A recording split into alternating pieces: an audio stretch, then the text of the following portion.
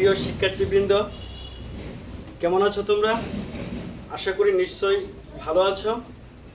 বছরের প্রায় শেষ প্রান্তে তোমরা এসে গেছো।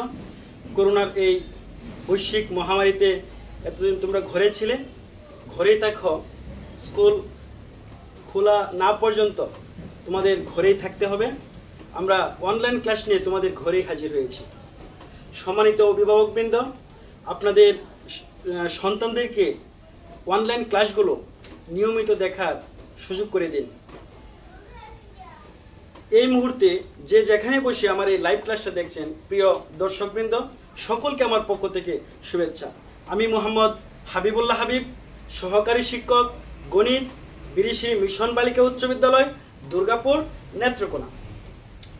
প্রিয় শিক্ষার্থীবৃন্দ, আমি আজ তোমাদের জন্য যে বিষয়টা নিয়ে এসেছি ঠিক বরাবরের মতোই, নবম দশম শ্রেণীর গণিতের বীজগণিতের একটি অংশ।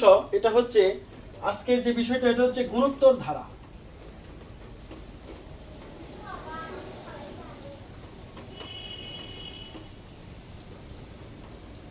এটা হচ্ছে জিওমেট্রিক মিন, জিওমেট্রিক সিরিজ। আমরা লিখি জিওমেট্রিক সিরিজ, জিওমেট্রিক সিরিজ অর্থাৎ গুণোত্তর ধারা। অবশ্য প্রিয় শিক্ষার্থীবৃন্দ, তোমরা নিশ্চয়ই অবগত আছো এবং আমার আগের ক্লাসগুলো দেখেছো। এই ধারার উপরে ফিনিট সিরিজের উপরে এর আগে আরও 3টি ক্লাস আমি নিয়েছি। সেই ক্লাসগুলো তোমরা অবশ্যই দেখে নিবে। আর আজকের এই ধারার উপরে আমার এই ক্লাসটা হচ্ছে পার্ট 2, পার্ট 4।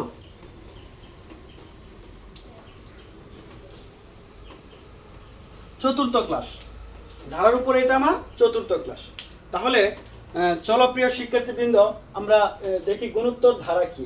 আমরা কিন্তু গতদিন এই ধারার যে প্রথম ক্লাসটা, এই প্রথম ক্লাসে তোমাদের পরিষ্কার করেছিলাম যে গুণোত্তর ধারা কি। মনে আছে কি?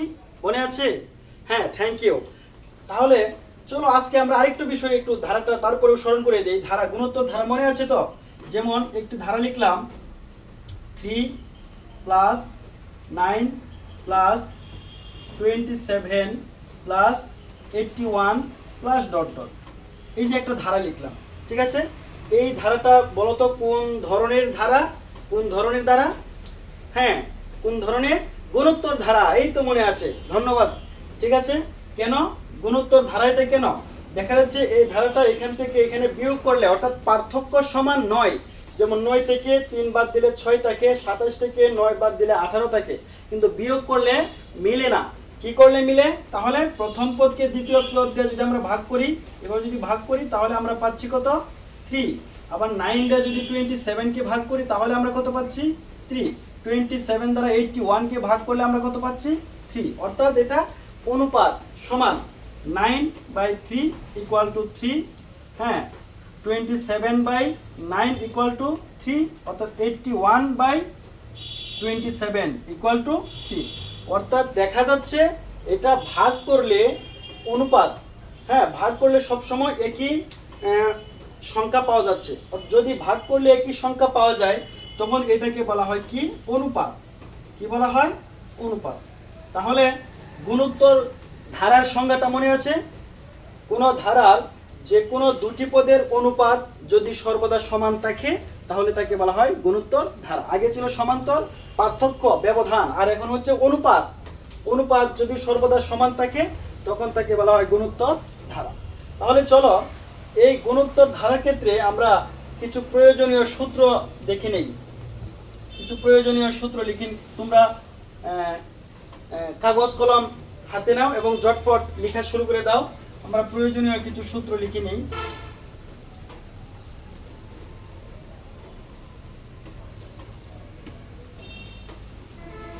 প্রয়োজনীয় সূত্র, গুণোত্তর ধারার প্রয়োজনীয় সূত্র।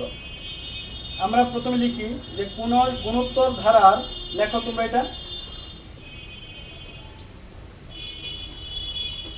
কোন গুণোত্তর ধারার প্রথম পদ এ। কোন গুণোত্তর ধারার প্রথম পদ এ। কোন গুণোত্তর ধারার প্রথম পদ এ। তখন আগে ছিল এটা সাধারণ অন্তর, সমান্তর ধারার ক্ষেত্রে কি ছিল? সাধারণ অন্তর, এবং এটাকে ডি দ্বারা প্রকাশ করা হয়েছিল। কিন্তু গুণোত্তর ধারার ক্ষেত্রে সাধারণ অনুপাত, এটা যে শব্দ আমরা ব্যবহার করবো এটা হচ্ছে সাধারণ অনুপাত, এবং এটাকে সাধারণত আর দিয়ে প্রকাশ করতে হবে। এবং পদ সংখ্যা n হলে কোন গুণোত্তর ধারার প্রথম পদ এ সাধারণ অনুপাত আর এবং পদ সংখ্যা n হলে 1 নম্বর সূত্র তোমরা লিখে নাও।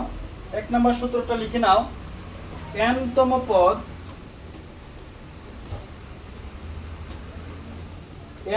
পদ equal to a r to the power n minus 1। একটা কথা বলে দেই, এই সাধারণ অনুপাতকে আর অথবা কিউ দিয়ে প্রকাশ করা যায়, আর দিয়েও প্রকাশ করা যায়, কিউ দিয়েও প্রকাশ করা যায় সাধারণ অনুপাতকে। অবশ্য অন্য অক্ষর ধরলেও হবে, এটা সমস্যা নেই, তবে সচরাচর আর দ্বারা প্রকাশ করা হয় অথবা কিউ দ্বারা প্রকাশ করা হয়। তাহলে n-তম পদের সূত্র হচ্ছে a r to the power n minus 1। 2 নম্বরে যাই, দেখো n পদের সমষ্টি, s n, s মনে আছে? হ্যাঁ, s সাব n। এটার সূত্র হচ্ছে দুইটা। দেখো প্রথমটা আমি লিখেছি a into r to the power n minus 1। লক্ষ্য করো মাইনাসটা কার সাথে? r এর পাশে, n এর পাশে না কিন্তু, ডিভাইডেড বাই r মাইনাস 1। এটা শর্ত হচ্ছে যখন r গ্রেটার দেন 1, অর্থাৎ আর কি জানি এখানে, আর হচ্ছে সাধারণ অনুপাত। সাধারণ অনুপাতের মানটা যখন 1 এর চেয়ে বড় হবে তখন এই সূত্র হবে। আরেকটা হচ্ছে এরকম, দেখো আরেকটা সূত্র হচ্ছে এরকম, আরেকটা লেখা যায় sn সমান, আরেকটা লেখা যায়, এটা হচ্ছে a into 1 minus r to the power n divided by কি 1 ডিভাইডেড বাই 1 মাইনাস r। এটা শর্ত হচ্ছে যখন r লেস দেন 1, অর্থাৎ r এর মান যখন 1 এর চেয়ে ছোট হবে, অর্থাৎ সাধারণ অনুপাত যখন 1 এর চেয়ে ছোট হবে তখন সমষ্টির সূত্র বসবে এটা, আর r এর মান যখন 1 এর চেয়ে বড় হবে তখন সমষ্টির সূত্র বসবে এটা। মনে রাখার পদ্ধতি কি? 1 এর চেয়ে বড়, 1 এর চেয়ে, এই যে 1, দেখো এখানে 1 আছে, এখানে 1 আছে, তো 1 এর চেয়ে বড় হইলে, যদি 1 এর চেয়ে বড় হয় তাহলে r এর মান 1 এর আগে বসবে, r বসবে 1 এর আগে। আর যদি 1 এর চেয়ে ছোট হয় r এর মান, তাহলে r বসবে কোথায়? 1 এর পিছনে। তাহলে আমরা বুঝলাম 1 এর চেয়ে বড় হইলে বড়টা সামনে বসবে, 1 এর চেয়ে ছোট হইলে ছোটটা কোথায় বসবে? পিছনে বসবে। ঠিক আছে? এই সূত্রগুলা সাধারণত তোমাদের গুণোত্তর ধারার ক্ষেত্রে কাজে লাগবে। উঠিয়েছ? আচ্ছা, মুছাইব? আচ্ছা ঠিক আছে, থ্যাংক ইউ। আরো কিছু সূত্র রয়েছে, দেখো তোমরা এগুলো উঠিয়ে নাও, এগুলাও লিখে নাও। ধরো 1 প্লাস 2 প্লাস, আমরা এটা দেই 3 নাম্বার দিয়ে দিই, এগুলাও ফর্মুলা, এগুলো হচ্ছে সূত্র। এগুলো 1 plus 2 plus 3 plus 4 plus dot dot, এইভাবে প্লাস n, অর্থাৎ এটা লক্ষ্য করো তো তোমরা, এটা কি কোন ধরনের ধারা? কোন ধরনের? স্বাভাবিক সংখ্যা। ভেরি গুড, এটা হচ্ছে 1 2 3 4 স্বাভাবিক সংখ্যার একটা ধারা। তাহলে এইখানে এই স্বাভাবিক সংখ্যাটা কোন পর্যন্ত আছে আমাদের জানা নাই। কোন পর্যন্ত? হ্যাঁ, n পর্যন্ত। যেহেতু তাহলে এটা হচ্ছে n সংখ্যক স্বাভাবিক সংখ্যার সমষ্টি, n সংখ্যক স্বাভাবিক সংখ্যার সমষ্টি। তাহলে n সংখ্যক স্বাভাবিক সংখ্যার সমষ্টি সূত্র হচ্ছে n into n plus 1 divided by 2। এটাকে আমরা কি বলবো? n সংখ্যক স্বাভাবিক সংখ্যার, n সংখ্যক স্বাভাবিক সংখ্যার কি? সমষ্টি। গুড, এটা হচ্ছে n সংখ্যক স্বাভাবিক সংখ্যার সমষ্টির সূত্র। ঠিক আছে? তাহলে n সংখ্যক স্বাভাবিক সংখ্যার সমষ্টির সূত্র হচ্ছে n into n plus 1 divided by 2। Number 4 যাই, লক্ষ্য করো 1 plus 2 plus 3 plus 4 plus dot dot দিয়ে লিখলাম প্লাস n। তাহলে এটা কি সংখ্যা? এটা একই, তাই না? গুড। এটাও n সংখ্যক স্বাভাবিক সংখ্যা। এখন লক্ষ্য করো, এখানে যদি আমরা স্কয়ার দেই, 1 স্কয়ার, 2 স্কয়ার, 3 স্কয়ার, 4 স্কয়ার, শেষে n স্কয়ার, তাহলে এটা কি হবে? n সংখ্যক স্বাভাবিক সংখ্যা। আর এখানে যেহেতু বর্গ আছে, তাহলে n সংখ্যক স্বাভাবিক সংখ্যার বর্গের সমষ্টি। Thank you. n সংখ্যক স্বাভাবিক সংখ্যার বর্গের সমষ্টি। n সংখ্যক স্বাভাবিক সংখ্যার n সংখ্যক স্বাভাবিক সংখ্যার কি? বর্গের সমষ্টি। বর্গের সমষ্টি। n সংখ্যক স্বাভাবিক সংখ্যার বর্গের সমষ্টি। তাহলে n সংখ্যক স্বাভাবিক সংখ্যার বর্গের সমষ্টির সূত্রটা কি হবে? এটা হচ্ছে, দেখো, n into n plus 1 into 2n plus 1 divided by 6। এই হচ্ছে n সংখ্যক স্বাভাবিক সংখ্যার বর্গের সমষ্টির সূত্র। ঠিক আছে? n সংখ্যক স্বাভাবিক সংখ্যার বর্গের সমষ্টি। 5 নম্বরে যে আমরা আরেকটা ফর্মুলা লিখি, দেখো, 1 plus 2 plus 3 plus 4 plus dot dot দিলাম প্লাস n। তাহলে এটা কি? ঠিক এটা আগের মতোই দেখা যাচ্ছে, n সংখ্যক স্বাভাবিক সংখ্যা। এর মধ্যে যদি আমরা কিউব ব্যবহার করি, দেখো, কিউব ব্যবহার করি, তাহলে এটার নাম কি হবে? এটার নাম কি হবে? হ্যাঁ, থ্যাংক ইউ, এই তো ধরতে পেরেছ। n সংখ্যক কেন বলা হচ্ছে? এখানে পদ কয়টা আছে আমাদের অজানা, সর্বশেষ পদ রয়েছে n, এই জন্য n সংখ্যক স্বাভাবিক সংখ্যার কিসের সমষ্টি? এটা স্কয়ার ছিল বিধায় বর্গের সমষ্টি। তাহলে এটা কিউব আছে বিধায় ঘনের সমষ্টি। Thank you. n সংখ্যক স্বাভাবিক সংখ্যার ঘনের সমষ্টি। n সংখ্যক স্বাভাবিক সংখ্যার কিসের সমষ্টি?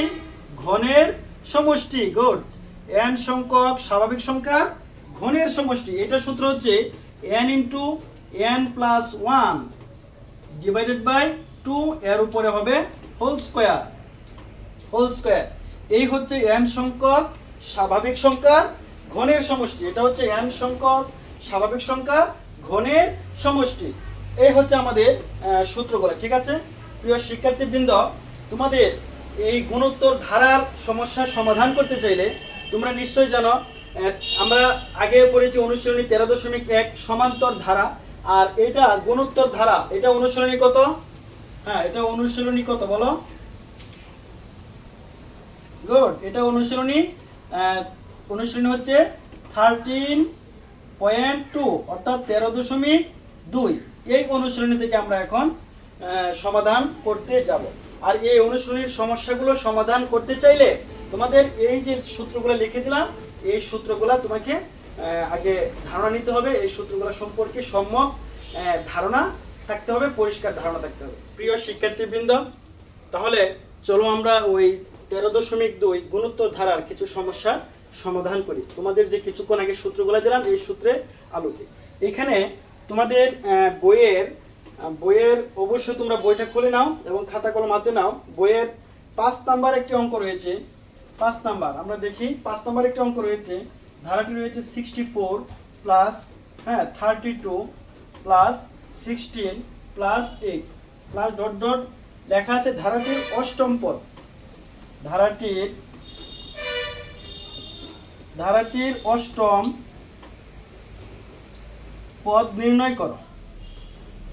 অষ্টম পদ নির্ণয় করো। এই হচ্ছে একটা সমস্যা। তাহলে আমরা এই সূত্রের আলোকে আমরা দেখি কিভাবে অষ্টম পদ নির্ণয় করতে হয়। ঠিক আছে, সমাধান। আমরা এর সমাধানে যাই। সমাধান, দেখো, এটা একটা ধারা, তাই না?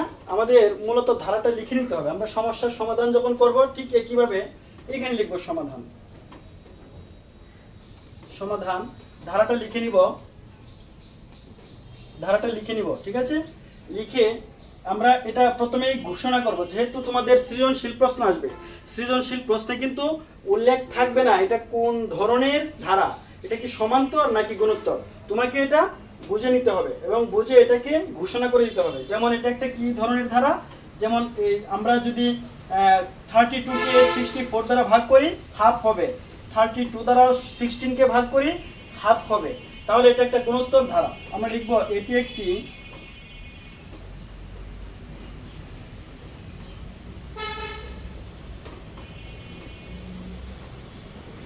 গুণোত্তর ধারা যার প্রথম পদ,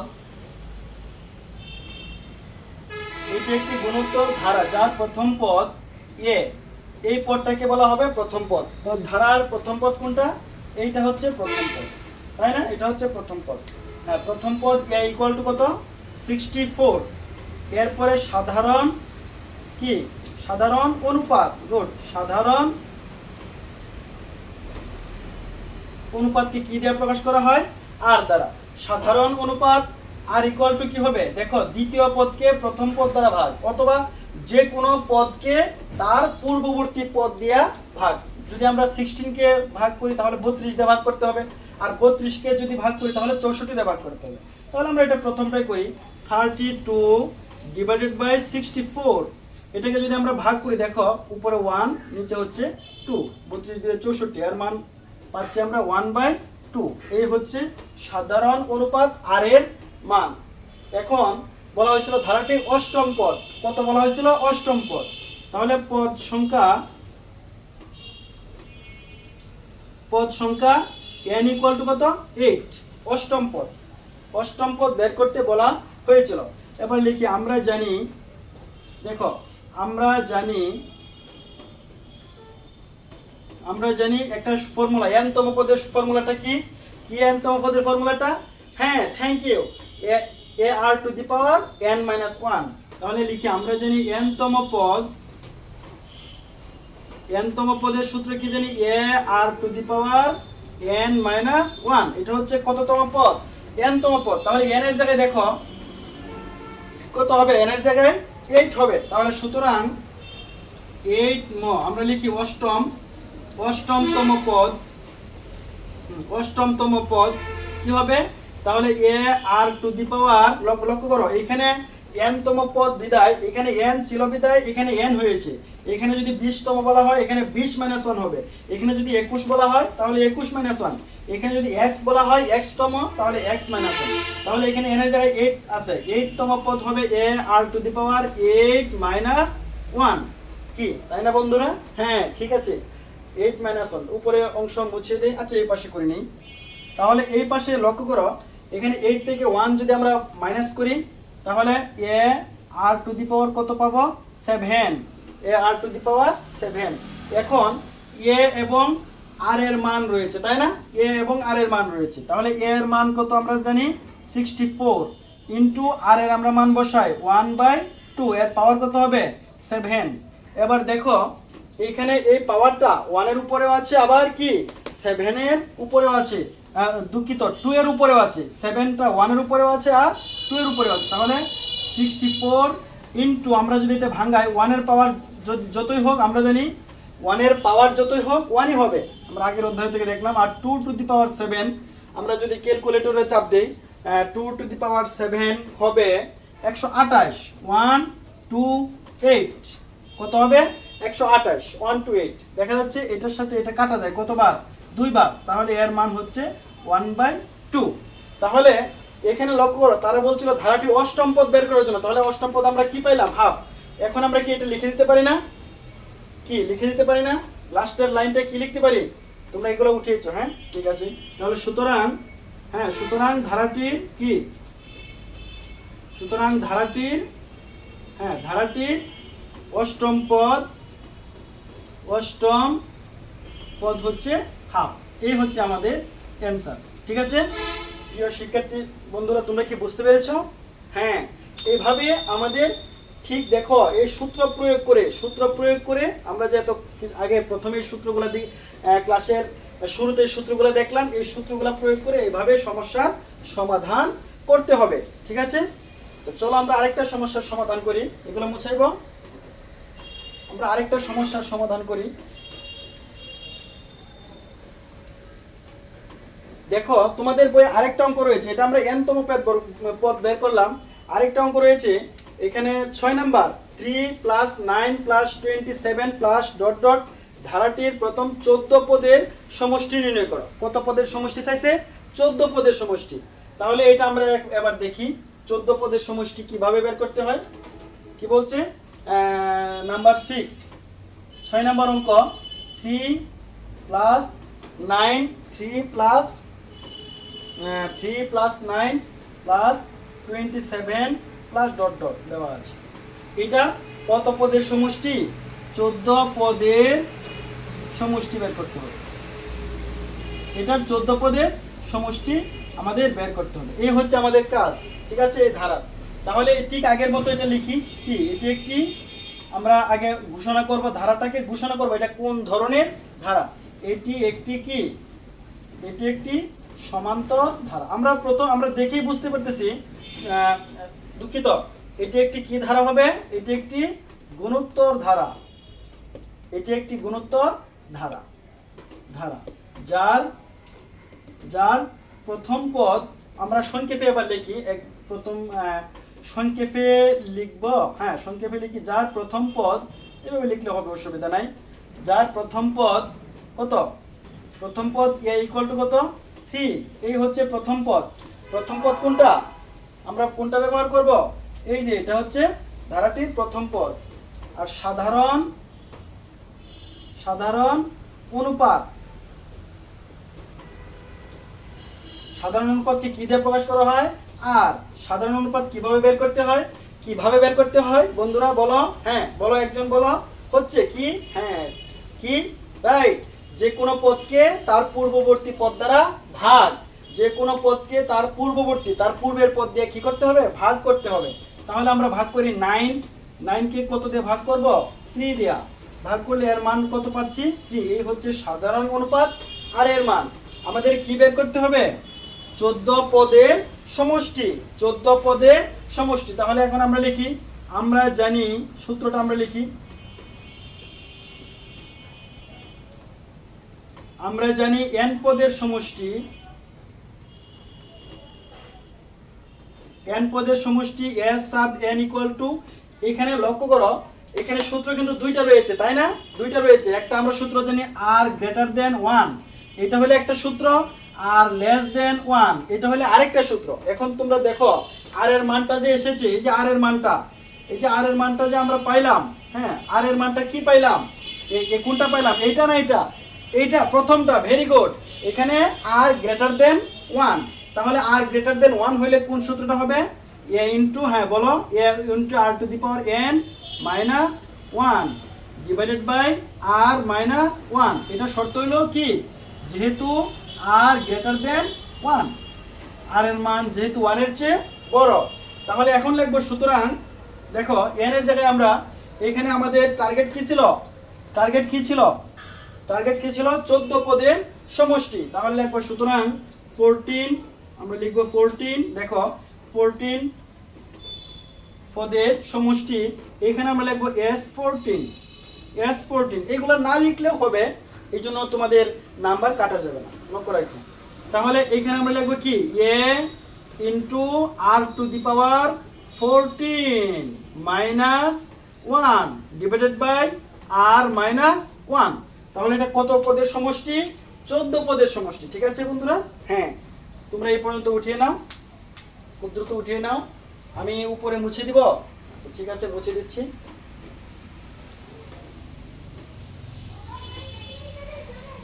হ্যাঁ, নিচেরটা রেখে দিলাম। ঠিক আছে, নিচেরটা রেখে দিলাম, তোমরা এগুলো উঠিয়ে নাও। এখান থেকে আমরা সমস্যাটার সমাধান করছি। দেখো পরে, এখান থেকে আমরা পরবর্তী অংশে আসতেছি। এখানে এর মান কি ছিল? ধারাটা কি ছিল মনে আছে? 3 + 9 + 27 + ডট ডট। তাহলে এর মান কি ছিল? এর মান ছিল কত?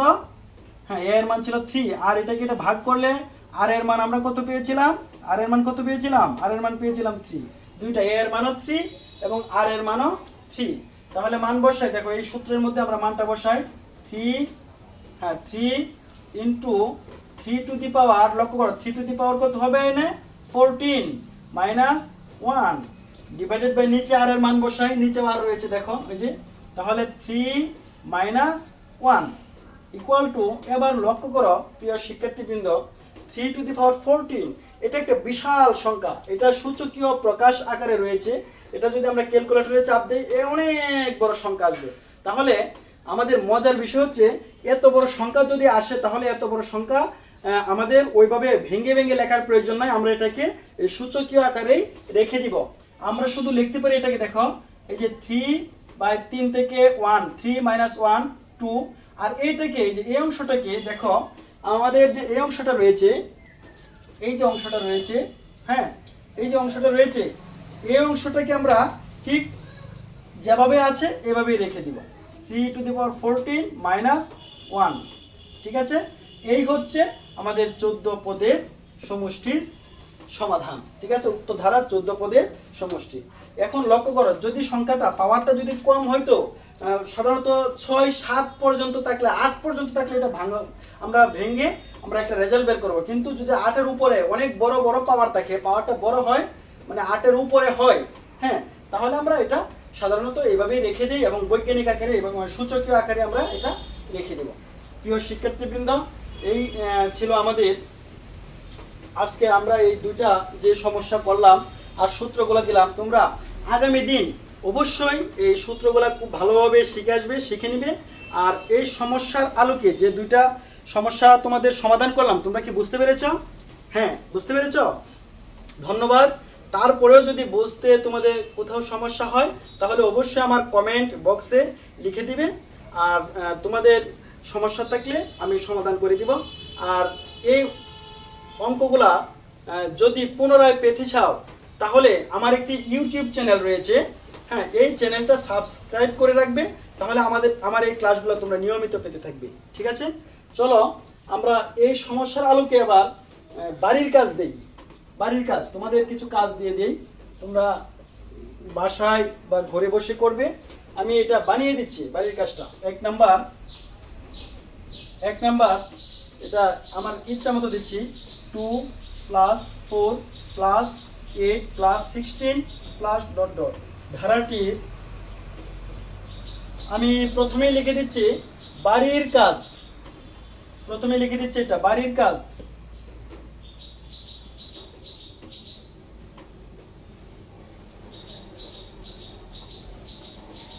তোমাদের এটা বাড়ির কাজ, ঠিক আছে, বাড়ির কাজ।